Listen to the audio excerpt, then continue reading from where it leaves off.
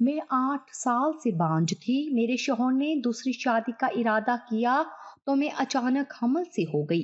میں خوش تھی کہ اب مجھ پر سوتن نہیں آئے گی، لیکن جب بچہ پیدا ہوا تو بچے کو دیکھ کے میری روح فنا ہو گئی، کیونکہ وہ بچہ تو انسان کا بچہ نہیں بلکہ…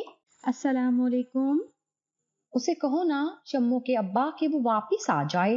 کلثوم بی بی پھوٹ پھوٹ کر رو پڑی تھی۔ اختیار صاحب جو بہت دیر سے آنسو ضبط کیے چارپائی کی دوسری طرف بیٹھے تھے بول پڑے، ارے او نیک بخت، کیسے بول دوں اسے، یاد نہیں کتنے شوق سے گیا تھا اور پھر کتنی کوششوں کے بعد جا کر اسے یہ موقع ملا ہے۔ یہ موقع ہر ایک کو تو نہیں ملتا، اللہ بس اسے خوش رکھے۔ یہ کہتے اختیار صاحب کی آنکھوں سے 2 آنسو ٹوٹ کر گرے تھے، جنہیں انہوں نے سختی سے پونچھ ڈالا تھا کہ مبادا کہیں کلثوم بی کی نظر نہ پڑ جائے۔ کیا کروں شمو کے ابا، ماں ہوں، دل درد سے پھٹتا ہے اس کی یاد میں۔ میرا اکلوتا بیٹا ہے، میری جان ہے وہ، اللہ اس کو زمانے کی ہر سرد اور گرم سے بچائے۔ کلثوم بی کے دل سے بیٹے کے لیے سچی دعا نکلی تھی۔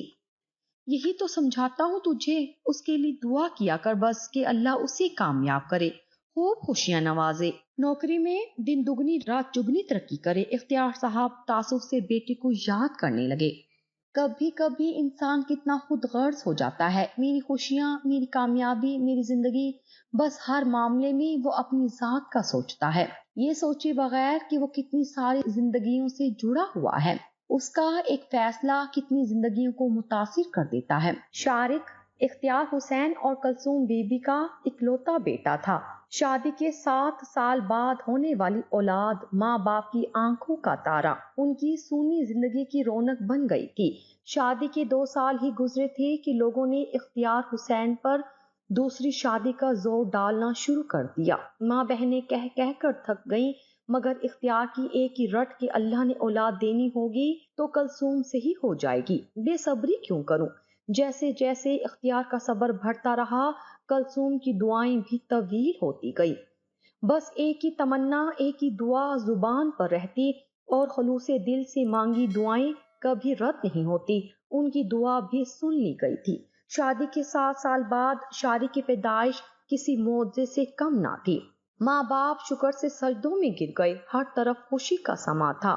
بس پھر کیا تھا، ماں باپ سارا دن مرادوں سے مانگی پر قربان جاتے رہتے، ہر چیز اعلیٰ سے اعلیٰ، عمدہ سے عمدہ۔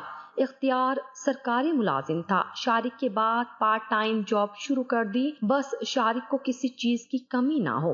اللہ کی نعمت پر شکر تو واجب ہے نا۔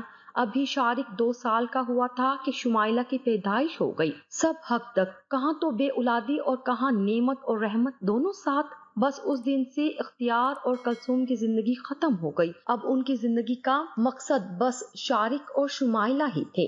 دونوں کے لیے شہر کے بہترین اسکولوں کا انتخاب کیا۔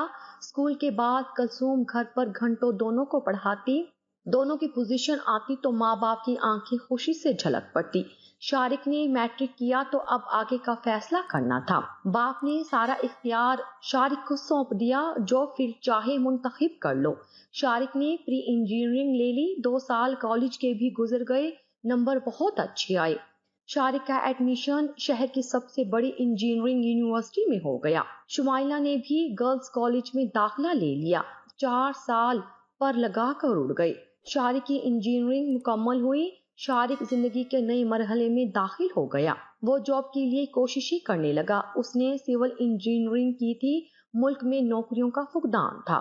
ایک سیٹ پر کئی سو طلبہ منتظر ہوتے، وہ ہر بار انٹرویو دے کر مایوس ہو جاتا۔ باپ سمجھاتا، ماں پچکارتی، دونوں بچوں کے لیے دل سے دعا گو تھے، مل جائے گی نوکری اور وہ بھی بہت اچھی، اللہ ہمارا کارساز ہے۔ باپ یقین دلاتا، سفارش کے بغیر کسی کو نہیں ملتی، ایک تو آپ کا کوئی جاننے والا بھی نہیں۔ شارق مایوسی میں کہہ جاتا، ہمارا اللہ جاننے والا ہے، میں نے اور تیری ماں نے اللہ سے فریاد کی ہے، وہ ضرور سنے گا۔ باپ کے یقین سے شارق ڈول جاتا، اللہ نے اس بار بھی سن لی۔ شارق کی ملک کی ایک بہت بڑی ملٹی نیشنل کمپنی میں جاب لگ گئی۔ وہ حیران تھا، یقین تھا کہ یہ جاب ملنا ناممکن ہے، مگر جو اللہ چاہے۔ ماں باپ نے اس کی نوکری کے لیے نفلی روزوں کی منت مان رکھی تھی۔ خوشی خوشی روزے رکھنے لگے۔ کمپنی نے شارق کو ہر قسم کی سہولت دے رکھی تھی، پک اینڈ ڈراپ، کھانا، بونس، اچھی تنخواہ۔ کبھی وہ خود بھی حیران رہ جاتا، ایسی جاب میری لگی مگر کیسے؟ ماں باپ بس دعا کرتے اولاد کے نصیب کی، اولاد کی کامیابی کی۔ اور بھی ماں باپ کچھ مانگتے ہیں بھلا؟ سال بھر گزرا تو پروموشن بھی ہو گئی۔ ادھر شمائلہ کا گریجویشن ہوا تو پھوپھی اپنے بیٹے کے لیے رشتہ لے کر آ گئی۔ ماں باپ بیٹی سے پوچھنے لگے۔ شمائلہ نے فیصلہ ماں باپ پر چھوڑ دیا۔ چٹ منگنی ہوئی، پٹ بیاہ ہو گیا۔ دیکھا بھالا تھا، گھر کا بچہ، سرکاری نوکری تھی، اور کیا چاہیے تھا؟ ویسے بھی خوب سے خوب تر کی تلاش میں عمریں نکل جاتی ہیں۔ 6 مہینے میں دھوم دھام سے شادی ہو گئی۔ اب کلثوم کو بس شارق کی شادی کا خیال تھا، مگر شارق شادی کو تیار نہ تھا۔ اس پر دوستوں کی دیکھا دیکھی باہر جانے کی دھن سوار تھی۔ اسے باہر کی کمائی مرعوب کرتی۔ اختیار صاحب ریٹائرڈ ہو چکے تھے۔ جس دن شارق نے کلثوم اور اختیار صاحب سے باہر جانے کی بات کی، وہ پوری رات ماں باپ نے آنکھوں میں کاٹی۔ بار بار بہانے سے بیٹی کو دیکھاتے، دل ایسا دھڑک رہا تھا گویا سینہ توڑ کر باہر آ جائے گا، مگر بیٹی کی محبت میں چپ رہے۔ امید تھی سمجھا لیں گے، مگر جیسے جیسے دن گزر رہے تھے شارق کے باہر جانے کے جنون میں اضافہ ہو رہا تھا۔ اسے اپنی نوکری میں ہزار کیڑے نظر آتے۔ باپ سمجھانے لگتا تو کہتا، آپ کو نہیں پتا یہاں ساری عمر کماؤں گا پھر بھی کچھ بنا نہیں پاؤں گا۔ ماں باپ پورا دن سوچوں میں پڑے رہتے، ایک طرف بیٹے کی خواہش، دوسری طرف دل کا قرار۔ اب آفس سے آنے کے بعد شارق سارا دن کمپیوٹر پر بیٹھا باہر اپلائی کرتا رہتا۔ سال گزر گیا مگر کوئی جواب نہ آیا۔ شارق چڑچڑا ہو گیا۔ ماں باپ ایک دوسرے کو دیکھتے دل قیامت آنے کی گھنٹیاں بجا رہا تھا، اور قیامت آ گئی۔ ایک دن شارق آیا تو بہت خوش، ماں باپ بیٹے کو دیکھ کر خوش، مگر جب شارق نے بتایا کہ اس نے پچھلی ماہ ایک دوست کو اپنے کاغذات نوکری کے سلسلے میں دبئی بھیجے تھے جہاں سے مثبت جواب آیا ہے، تو ماں باپ کے چہرے بجھ گئے۔ مسکرانے کی جھوٹی کوشش ناکام ہو گئی، آنکھیں آنسو برسانے لگی۔ شارق اپنی خوشی میں مگن، ماں روٹی پکاتے چھپ چھپ کر روتی۔ بیٹی کی خوشی تھی، کیا کہے کیا بولے؟ باپ سوچوں میں گم رہنے لگا۔ تو نہ جا بیٹا۔ کتنے دنوں خود سے جنگ لڑنے کے بعد ماں نے تڑپ کر بیٹی کو کہا۔ وہ بھپڑ گیا، پھر کیا کروں؟ ساری عمر یہیں پر جوتیاں گھساؤں؟ میرے یہاں کوئی مستقبل نہیں۔ بیٹا کتنی اچھی نوکری ہے تیری، دیکھنا اللہ اسی میں ترقی دے دے گا، میرا ایمان ہے۔ باپ نے مشفقانہ لہجے میں کہا، اللہ بھی کوشش کرنے کو کہتا ہے، گھر بیٹھ کر کچھ نہیں ملتا۔ آپ لوگ میرے مستقبل کا سوچیے، لاکھوں میں کماؤں گا۔ شارق کو اپنا روشن مستقبل قریب ہی نظر آ رہا تھا۔ بھائی امی ابو کا کیا ہوگا؟ شمائلہ بھی بھائی کو سمجھانے آئی ہوئی تھی۔ اوہ ارے فکر نہ کرو، اتنے پیسے بھیجوں گا کہ سوچ ہے تمہاری، پھر آتا جاتا رہوں گا۔ شارق نے سب سوچ رکھا تھا، پھر ویسے بھی جدید دور ہے، روز ویڈیو چیٹ کر لیں گے۔ وہ ماں باپ کو پھسلا رہا تھا، مگر اس عمر میں ہمیں تیری ضرورت ہے بیٹا، پیسے کا ہم نے کیا کرنا ہے بھلا؟ ماں پھر تڑپ کر بولی، کاش تو مان جا شارق۔ ماں کا دل ایک ہی دعا کر رہا تھا۔ ساری باتیں تمام ہو گئی تھی۔ شارق فیصلہ کر چکا تھا، وہ دبئی جا چکا تھا۔ پیچھے ماں باپ اس ہارے جواری کی طرح بیٹھے تھے جو سب ہار بیٹھتا ہے، اپنا آپ بھی۔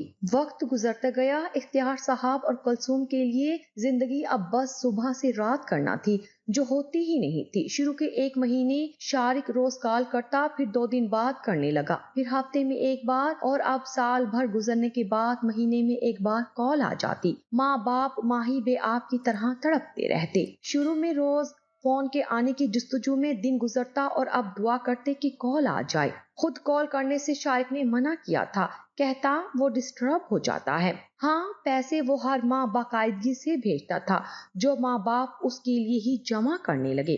شمائلہ اب اکثر آ جاتی، ماں باپ کا دل بہل جاتا۔ وہ کہتی آپ میرے ساتھ رہیں آ کر، لیکن وہ نہیں مانتے تھے۔ 1.5 سال ہونے کو آیا تو ماں نے شارق کو کہنا شروع کر دیا کہ ایک بار آ جائے ملنے۔ وہ کہتا چھٹی لینا ممکن نہیں، پھر آنے جانے کا خرچہ۔ باپ اب چپ ہو گیا تھا۔ احساس بھی بھلا کوئی دلانے کی چیز ہے؟ جسے خود احساس نہ ہو اسے کبھی کوئی نہیں دلا سکتا۔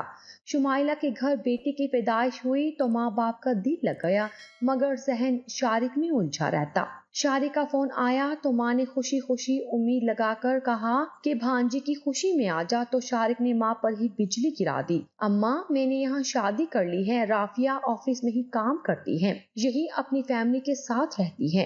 ماں سے کچھ بولا ہی نہ گیا، وہ بولتا گیا اور ماں خاموشی سے روتی ہی گئی۔ بیٹی کی شادی کا ارمان ماں کو تڑپا رہا تھا، نہ کوئی مہندی نہ شگون، پوچھنا تو دور بتانا بھی ضروری نہ سمجھا۔ ماں زار زار روتی۔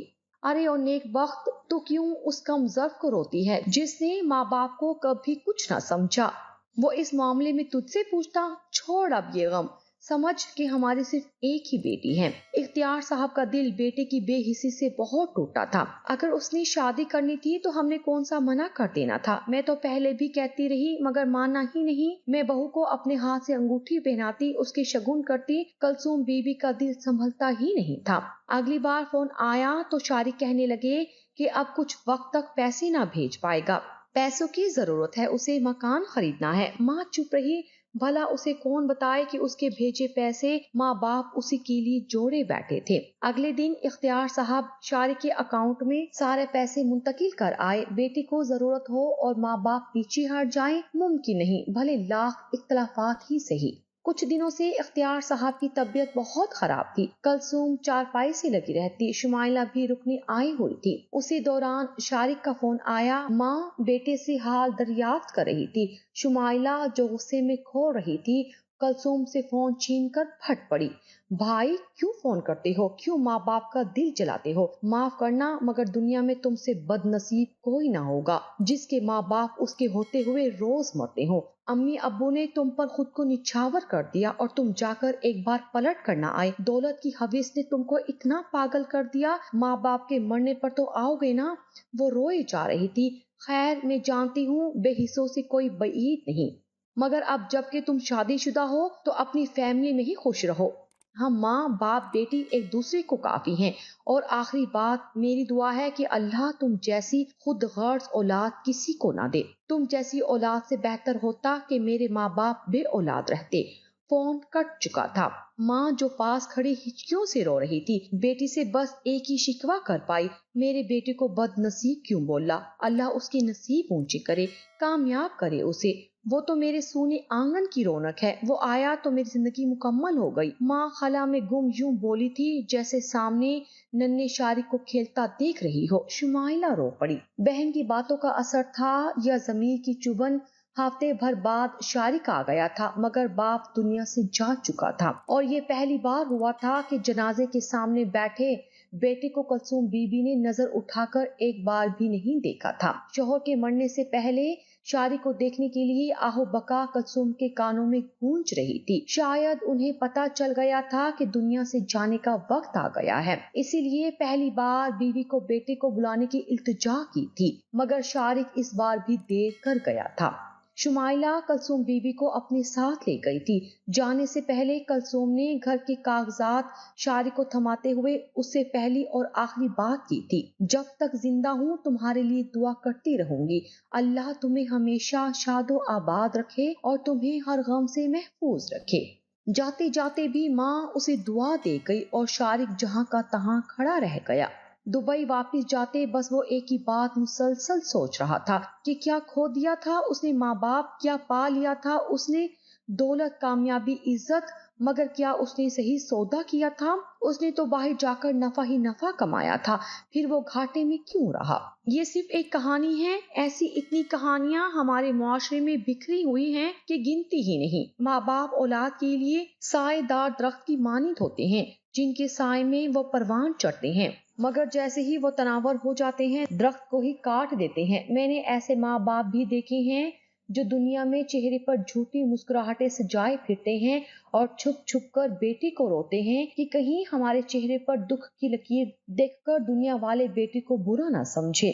بیٹے سے ماں باپ کی بڑی امیدیں ہوتی ہیں، مگر افسوس کچھ مشکل فیصلوں کے وقت ہم صرف اپنا سوچتے ہیں، یہ دیکھے بنا کہ اس سے کون کون اثر انداز ہو رہا ہے۔ ماں باپ کبھی بد دعا نہیں دیتے، مگر ان کو ستانا ان گناہوں میں سے ہے جن کی سزا دنیا میں ہی ملتی ہے۔